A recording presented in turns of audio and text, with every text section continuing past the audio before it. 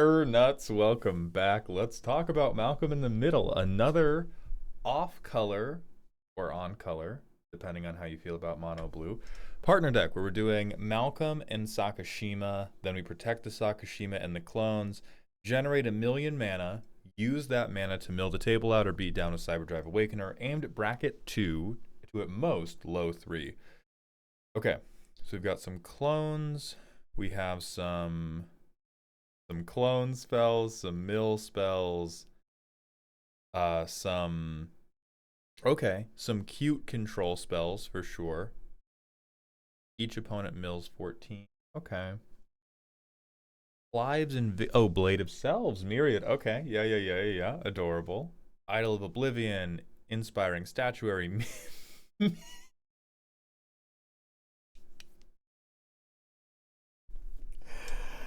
Yeah, man. I didn't want to play too many counter spells because I feel like it would be too oppressive at bracket 2. But, if it just so happened that everybody who was ever mean to me entered a medically induced coma, I think that would be pretty fair.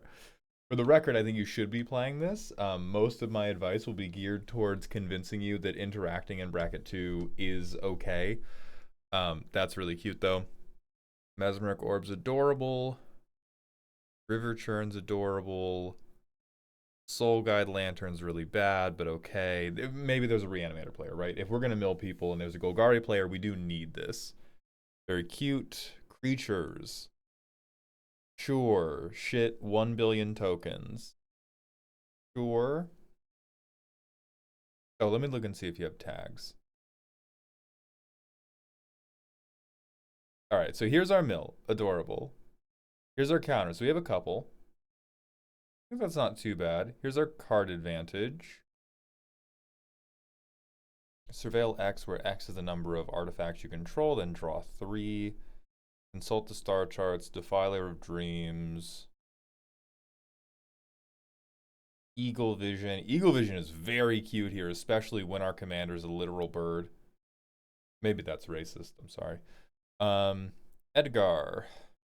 Oh, draw for each artifact. Yeah, for sure good. Draw on damage. Draw when opponents cast our commanders. 4 mana, draw 4. Sure. Decent rate. Mystic Confluence. ETBs is a copy. Draws 3, but we improvise it down to 2 mana. Okay. Don't hate our card advantage. 13 clones is great. Love Imposter Syndrome. Imposter Syndrome's phenomenal. A little bit of ramp. We probably don't need too much. This guy's what, 3 mana? Yeah, 3 mana, we play him. Turn 4, we play a clone of him. We make 2 treasures per combat. Like, that's, yeah, we're good. Okay. I kind of like this overall plan. I see an awful lot of card advantage. I see a number of ways to copy our commander. And then the tiers flow.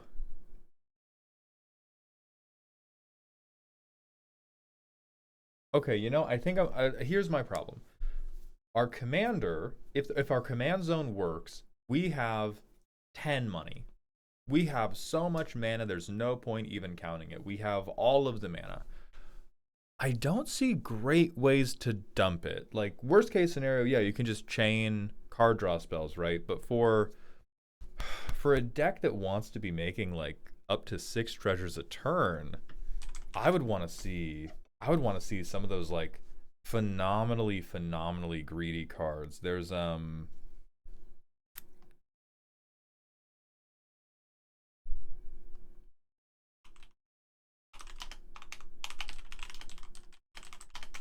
this is a card I've had people cut from many decks because it was way too bad. Drown in Dreams.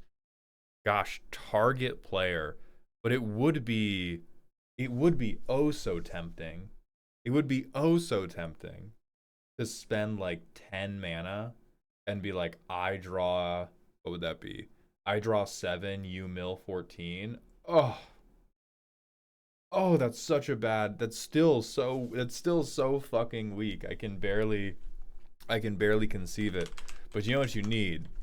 This. This is actually, here's what you get to do. You're going to deck people. That's what you're going to do. I think the other thing I would recommend is creatures that'll let you reuse the high impact mill spells, because like, okay, if I draw a card, you mill a couple, great. Maddening Cacophony and Fractured Sanity, the only real downside of these cards is that you only get to use them once. And so I would be looking at like, rather than going in, incredibly deep on the bench or as many different versions of these cards as I can get, I would be looking for. I love how it auto-corrected part of what I got wrong and then put a K in for no reason. Because I think it's Quistis Trepi is what I'm looking for. It's a like blue version. Well, anyway, here's the part where I recommend Archaeomancer to you.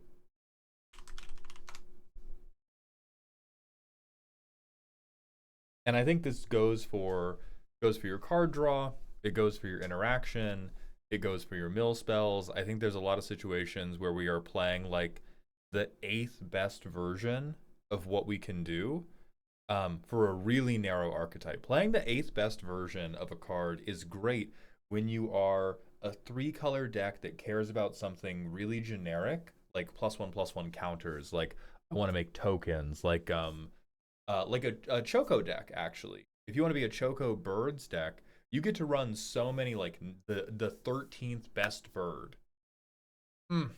It's delicious. For mono blue mill, and I don't want to run Bruvac because I'm a good person, and I don't want to run really efficient counter spells because I'm a good person. Most of mono blue is being a bad person. So you've already cut yourself down to having access to a very, very small slice of the card pool. I would open your. Oh my god! I told you not to put the K in. The problem with Quistis Trepe is it is gonna exile, but I think getting it one more time is better than getting it no more times. Let's look at what return to hand stuff you have, because that's what I'm going to recommend. Is I think we should open ourselves up to, rather than playing all this like different kind of okay stuff, we give ourselves the opportunity to cut the low performers.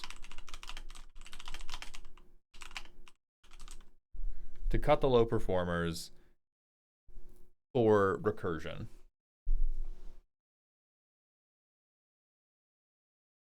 And then let's see how quickly this comes together right now. So we have turn 1, I have a Soul Guide Lantern.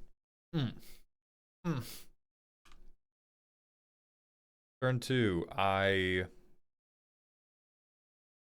don't really have anything. I don't really need to play my bounce land yet, but one of these days it'll come in handy. Turn 4, Malcolm.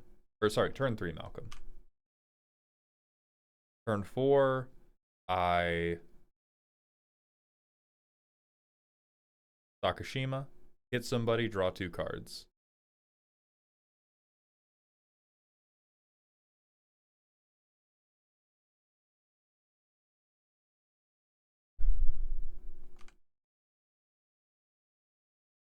So I have Reverse Engineer. That's pretty sick.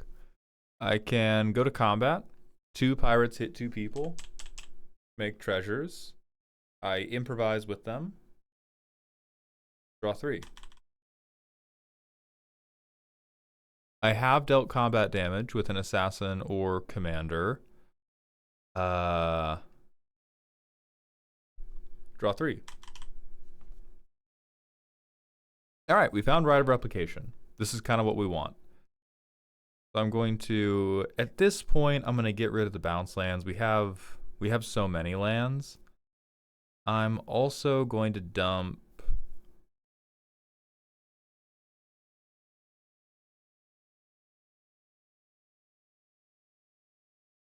one more island. I have extreme self-belief. So I dump one more island. I can definitely write a replication here. So I write a replication. I make 5 more Malcolms.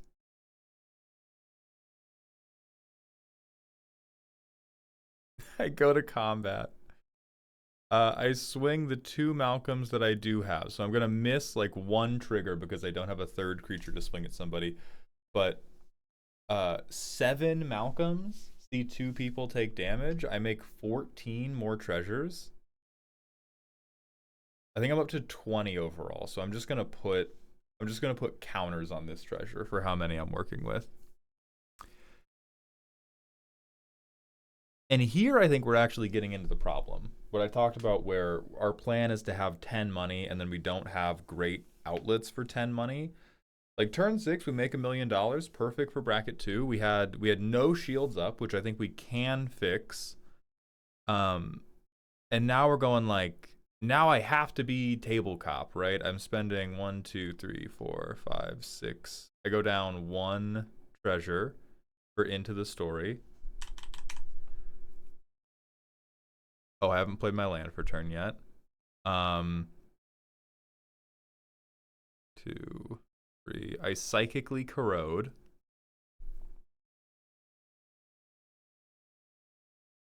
I go down to 11. Lorien revealed. So now 6 cards have gone into the graveyard. I go down to 8 for Teferi's tutelage. And I could have opened up with Defiler of Dreams before all of this. I think... Oh, yeah, I really think you want to be on something like Okeomancer, Quistis Trip, or Lier. Because I actually believe in... I believe in the Runaway Train. Once you get these, like, turn draw into mill, then I think you can do it. If you have $1 million and you don't get board wiped and you don't get beaten to death, you can definitely do it. But now, we used all our all our juicy card draw spells to get to this point in the first place. And now, if I could like slam Lier, oh my god, and start recasting these, oh! And I still think it's very bracket 2. It's this is incredibly telegraphed, like ridiculously telegraphed. And now, let's start talking about the sauce. So the boring, responsible stuff you're gonna do. You're gonna run Lier. You're gonna run Archaeomancer. You might even consider Snapcaster Mage and Quistis Trepe.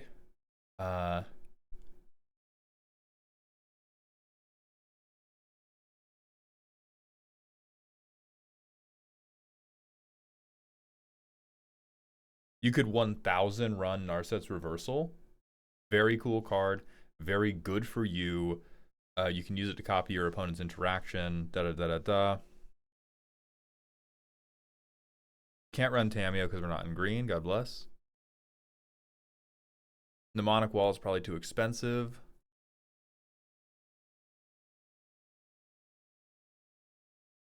Scholar of the Ages is crazy greedy. We might be able to get away with it.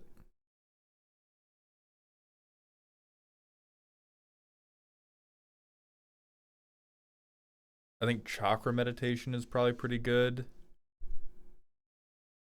We don't want to be returning lands.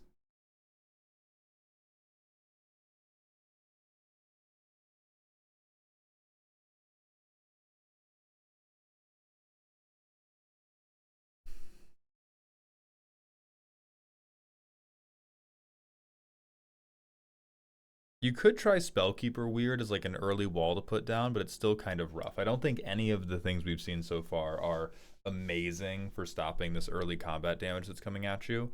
The other piece of heat I want to suggest to you is this little rat. Listen, you're not going to get to max speed turn 5 because we're not going to do the 1-drop plan.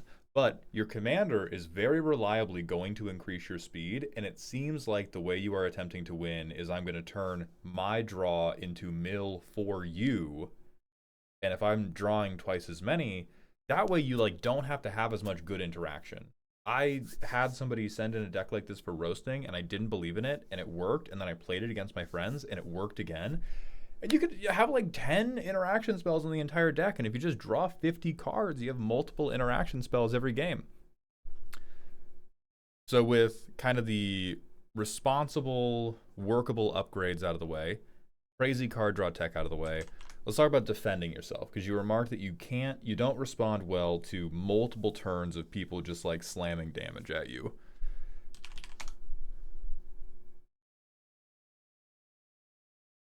I think Lulu is a relatively good defensive piece to slam in. The proliferate doesn't really matter, but a stun counter is enough that you can turn off the best creature that's attacking you, and I think that does matter. Um, if we wanted to get really dumb, if we wanted to get really dumb, this makes a chump blocker. Think about that. There's other stuff we can do, but the other stuff that we can do is going to be kind of difficult to manage in your curve, because the other thing that your deck is going to be well suited to working with, because you have so much card advantage, is pretty bad cards like the Klinquant Sky Mage, where whenever you draw a card, hey, they get bigger. And there's better versions of this. You can play Nadir Kraken, you can play Chasm Skulker. I picked the worst version for a reason. I wanted to shout out the fact that you have $1,000,000. You can waste a little bit of money on these bad cards, but I think the ones that would do it are like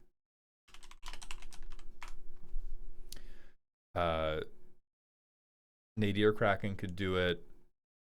Chasm Skulker could definitely do it. The problem with them is they occupy the same spot in the mana curve as your commander. I don't think you're going to have any good options to play on turns 1 and 2. So type, creature, mana value, I think it's less than or equal to 2, color, or commander, blue. We can see. Don't love Ornithopter because we don't want to be tossing our ramp away. Ledger Shredder, not bad. This would draw you cards. It would fit into the eventual mill plan. Reality Chip, also not bad. Big ol' booty. Precog Engine is almost never a bad thing.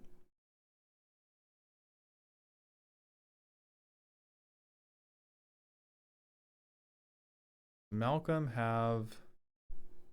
a 2/2. You could try Polywog Prodigy. I don't think I super believe in them, but I don't not believe in them at all. Like, I think even CEDH is able to use this guy to some extent. And it is, again, card draw. Fits into the overall game plan. And again, like, has a bigger butt than a 2/1. So can maybe block more than one or two things.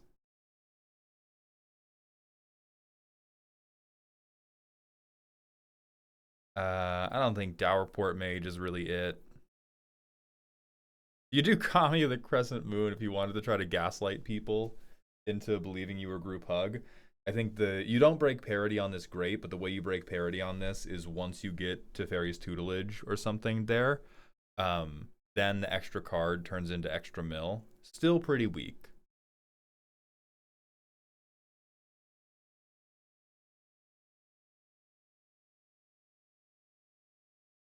Pizza is a very good all-around card. Very good all-around card would be a looter for you, which definitely matters.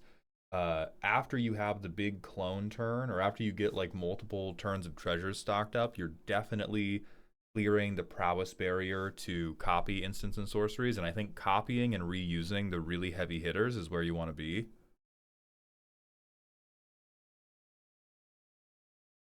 Fogbank would be hilarious.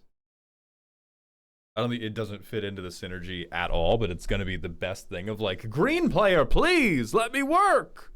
Let me work, green player.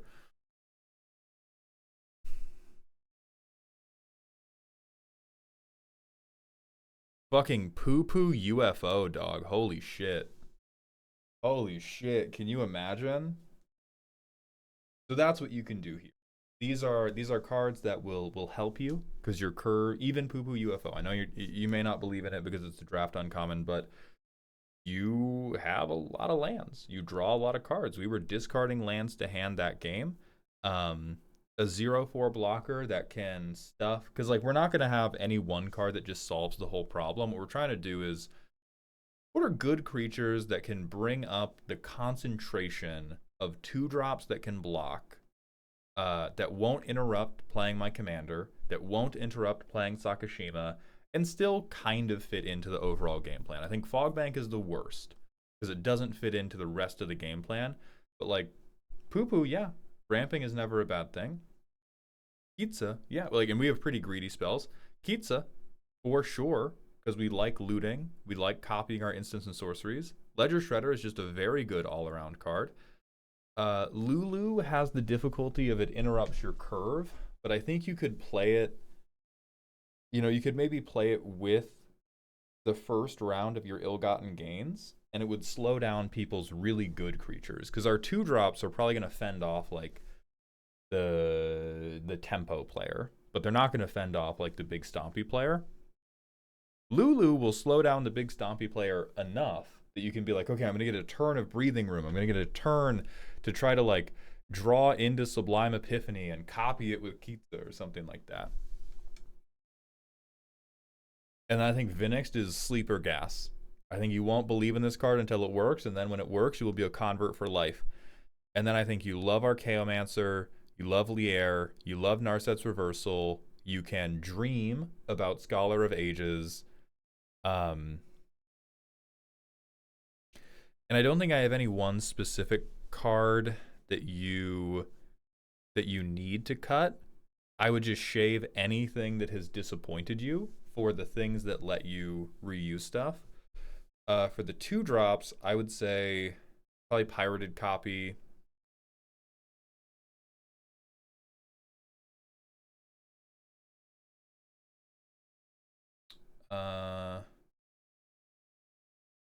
Probably Phyrexian Metamorph 2. Probably Hunted by the Family.